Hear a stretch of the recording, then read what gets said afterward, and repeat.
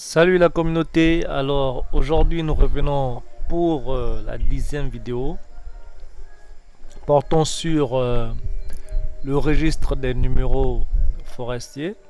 Nous allons voir à quoi correspond cette fenêtre et quelles sont les différentes actions que nous pouvons mener à l'intérieur. Alors là nous sommes dans notre application, nous sommes dans le menu rapide. Nous avons un panel d'options devant nous.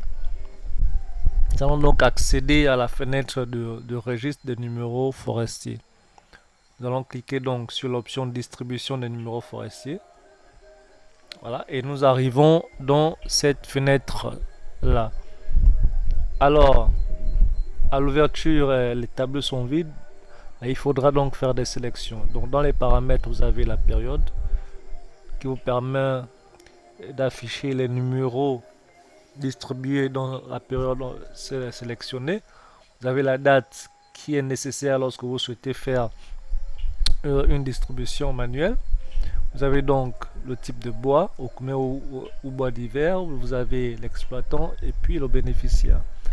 Alors, comment afficher les différentes distributions qui ont déjà été faites antérieurement pour un abatteur? Alors, il suffit simplement de venir sélectionner dans bénéficiaire, sélectionner un abatteur, en l'occurrence nous Nzenge Jean Brice.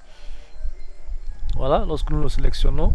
Donc pour ce qui est l'Okume, nous voyons que nous avons les différents numéros qui lui ont été attribués avec les dates respectives. Nous pouvons également afficher les numéros attribués en bois d'hiver. Voilà. Et voilà, donc nous avons les numéros en Okume et en bois d'hiver. Nous pouvons afficher pour n'importe quel bénéficiaire ou simplement n'importe quel abatteur en Okume et en bois d'hiver. Donc nous avons un historique bien sauvegardé. Après nous avons le champ recherche ici. Rechercher, vous pouvez rechercher par nom ou par numéro. Vous pouvez par exemple rechercher le 46. 46, ça appartient à qui? Vous avez le nom juste en bas dans le tableau du bas. Nzenge Jean Brice. Comme vous aurez pu rechercher par le nom, par exemple, on va dire Brice. Voilà, si on recherche Brice, vous voyez que vous avez dans le tableau du bas tous les numéros attribués aux bénéficiaires qui ont des noms composés de Brice. Voilà, donc il va vous afficher tous ces numéros en question. Donc, pour être plus pertinent, le mieux c'est souvent de rechercher par numéro. Après, vous avez ici la confirmation de redistribution. Donc, là, c'est lorsque nous faisons une distribution manuelle, comme nous l'avons précisé dans les vidéos précédentes. Donc, si nous sélectionnons par exemple notre abatteur ici, nous allons faire une sélection, une distribution manuelle pour la date du 31.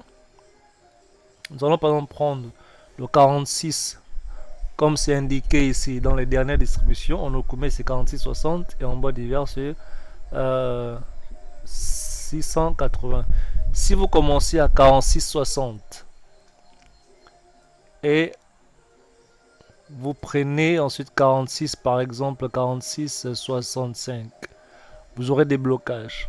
On verra ensemble. Si nous validons par exemple, déjà le premier blocage, le programme vous dit le numéro 4661 ne fait partie d'aucune plage de numéro ouverte à l'exploitant EFBG pour le type Okume Ozigo. Ça veut dire quoi? Donc ça veut dire qu'aucune plage n'a été définie, donc vous n'êtes pas autorisé à attribuer le numéro dans cette plage. Comment résoudre ce problème? D'accord? Nous allons simplement venir cliquer sur définir une plage. Les plages définies pour EFBG, voyons que la dernière plage définie c'est environ on va dire quoi, la 46 45. Donc on va prendre, vous avez la 46, 45. On va prendre donc la 46, 46, voilà, jusqu'à, par exemple, jusqu'à 46, 70, un exemple. Et nous allons enregistrer. Oui, on nous dit 46. Le numéro 46, 46 a déjà été attribué dans l'intervalle. OK, effectivement. Donc vous voyez tous les blocages, il faudra faire attention. Donc on va prendre alors de 61, 46, 61. Voilà. Et nous allons valider. Si nous validons, voilà, c'est passé. Maintenant, nous allons valider l'intervalle que nous souhaitons attribuer à notre abatteur. Voici le deuxième blocage. Nous disons que le numéro 4660 a déjà été attribué à Zengue Jambris pour la série des Okome. Là encore, il faudra faire attention. Si nous vérifions ici 4660, nous voyons qu'effectivement, nous retrouvons 4660 attribué à Nzengue. Donc, il faut donc prendre le 4661 à 4665. Là, si vous validez, vous verrez que ça passe tranquillement. Voilà. Voici comment la distribution manuelle se fait. Maintenant, après, dans la confirmation de redistribution, vous avez plusieurs options, notamment générer la date de distribution. C'est-à-dire que si vous ne voulez pas vous-même fixer une date, d'accord, vous laissez le programme dater vos différentes distributions. Et le processus de datage se fera en fonction des numéros. Voilà. Chaque numéro aura une date en fonction du précédent. Et puis, continuer si les numéros forestiers ont déjà été distribués. Tout à l'heure, nous avons eu un blocage disant que le numéro 4660 était déjà attribué à notre abatteur. Donc, lorsque nous tombons dans ce cas, nous pouvons simplement cocher cette option et poursuivre pour que la redistribution se fasse automatiquement. Vérifiez les numéros distribués uniquement dans les plages ouvertes. Ouais. Et le bénéficiaire n'est pas encore identifié. Donc, si vous ne souhaitez pas identifier le bénéficiaire, vous devez seulement cocher ici pour que le bénéficiaire ne soit pas identifié.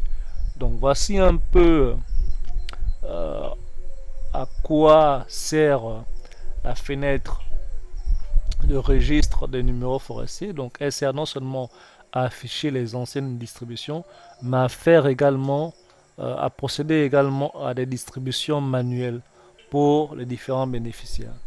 Merci de nous avoir suivis pour cette 10e vidéo. Nous nous retrouvons plus tard pour la vidéo 11 portant sur l'enregistrement des bois cubés. Merci et à très bientôt.